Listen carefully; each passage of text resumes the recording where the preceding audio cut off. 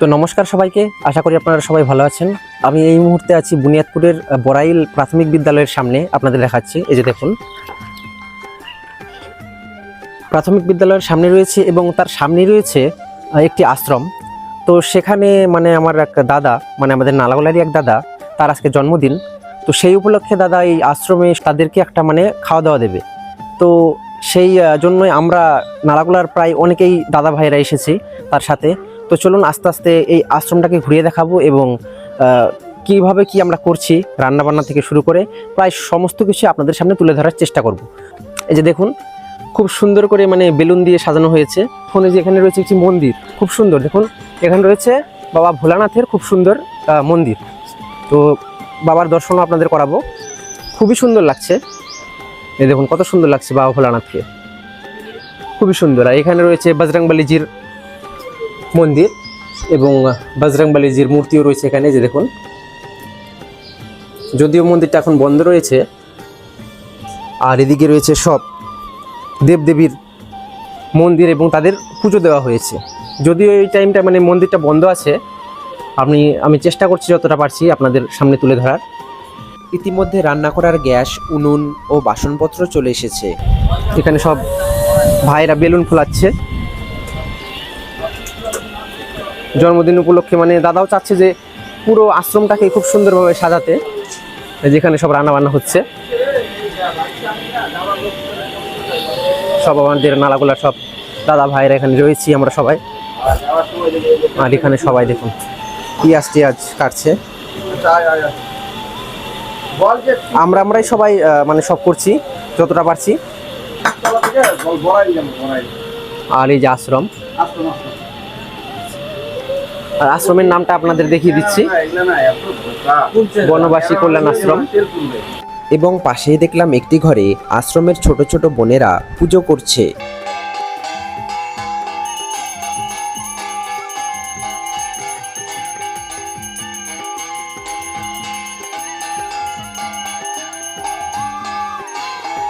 আশ্রমের সব ভাই বোনেদের টিফিন দেওয়ার জন্য এখানে টিফিন রেডি করা হচ্ছে এবং তাদের এখন গিয়ে দেওয়া হবে।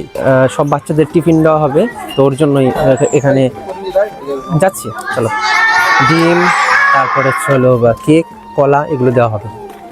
এখানে সব বাচ্চারা রয়েছে, এখানে পড়াশোনা করানো হচ্ছে। এখানে দেখুন সব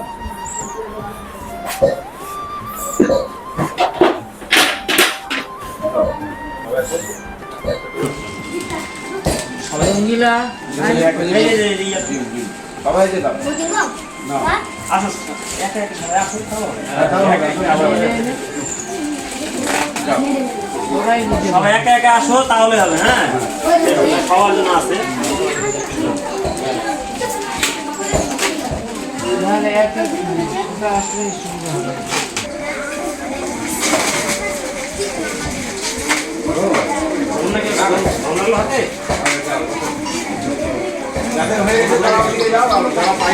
আশ্রমের সব ভাই বোনেদের টিফিন দিয়ে আসার পর আমরা যেসব দাদা ভাইরা গিয়েছিলাম সবাই মিলে মুড়ি মাখিয়ে খাচ্ছি।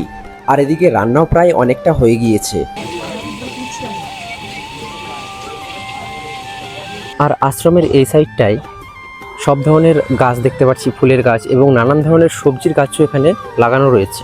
যেমন দেখুন, এখানে কাঁঠাল রয়েছে আর এখানে ফুলের গাছ রয়েছে, কত ধরনের ফুল। এদিকে দেখুন কিছু জায়গায় সবজি এখানে ফসল ফলানো হয় আর কি, সবজি ফলানো হয়। এই যেখানে কুমড়োর গাছ রয়েছে, লাউয়ের গাছ রয়েছে, সব ধরনেরই এটুকের মধ্যে সব ধরনের চাষও করা হয়। এই যে এখানেও কিছু লাগানো হয়েছে, বোঝা যাচ্ছে না যদিও। রান্না বান্না সব হয়ে গেছে, এখন শুধু এই পায়েসটা হয়ে গেলেই হয়ে যাবে।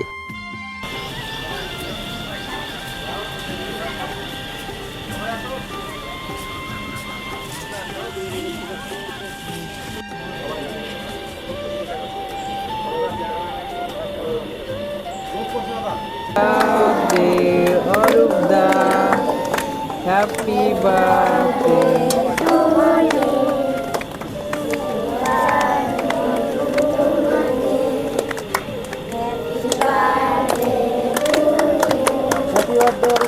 জন্মদিনের দিন, এই দিনটা প্রত্যেক বছরই ফিরে আসে। কেউ সবাই সবার মতো করে উদযাপন করে। কেউ বড় পার্টি অফিসে মানে পার্টিতে গিয়ে করে, হোটেলে গিয়ে উদযাপন করে। আমি গরিব গরিব বাচ্চা যারা আছে, ছোটো ছোটো বাচ্চা, গরিব এদেরকে নিয়ে আমি উদযাপনটা করি এবং আমার এটা ভালো লাগে, ছোটোদের সাথে মিলে থাকতে, বাচ্চাদের সাথে থাকতে এটা আমার ভালো লাগে।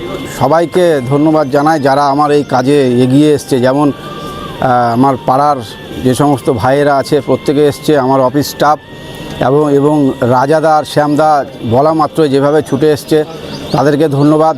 এরপরেও আমার কালিকামোলা থেকে আমার ভাই এসছে, বলার পরেও সবাইকে থ্যাংক ইউ, সবাইকে ধন্যবাদ সবাইকে। তারপর আমিও গিয়ে দাদাকে জন্মদিনের শুভেচ্ছা জানিয়ে পায়েস খাইয়ে দিলাম।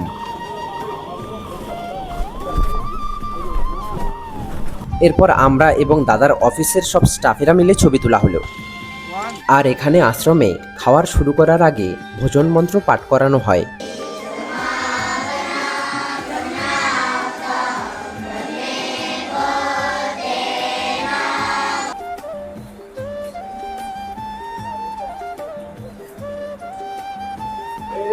আশ্রমের সকলের খাওয়া দাওয়া হয়ে যাওয়ার পর আমরাও খাওয়া দাওয়া করে নিলাম। খাওয়া দাওয়া হয়ে গিয়েছে এবং জন্মদিনের যে বেলুনগুলো ছিল সেগুলো সব খুলে খুলে বাচ্চাদের দিয়ে দেওয়া হয়েছে। তারা সবাই আনন্দ করে নিল,